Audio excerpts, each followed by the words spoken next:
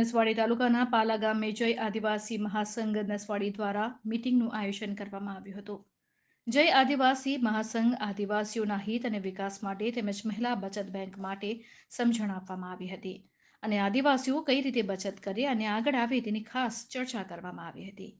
ખાસ કરીને આદિવાસી વિસ્તારોમાં સરકારી લાભો માટે સરકારી કચેરીઓમાં જાય છે તો ત્યાં તેઓના કામો સમયસર થતા નથી, જેથી જય આદિવાસી મહાસંઘ દ્વારા અધિકારીઓને રજૂઆત કરી તેઓના પ્રશ્નોનું નિરાકરણ લાવવામાં આવે છે.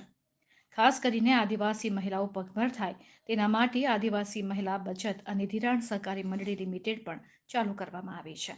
આ તમામ મુદ્દાઓ પર મીટિંગમાં ચર્ચા કરવામાં આવી હતી, જેમાં પાલા ગામના લોકો મોટી સંખ્યામાં આ મીટિંગમાં હાજર રહ્યા હતા અને જય આદિવાસી મહાસંઘ નસવાડીની ટીમ દ્વારા આદિવાસી સમાજનું કઈ રીતે આગળ આવે તેના માટે પણ ચર્ચા કરવામાં આવી હતી અને ગામ લોકોને સમજણ આપવામાં આવી હતી.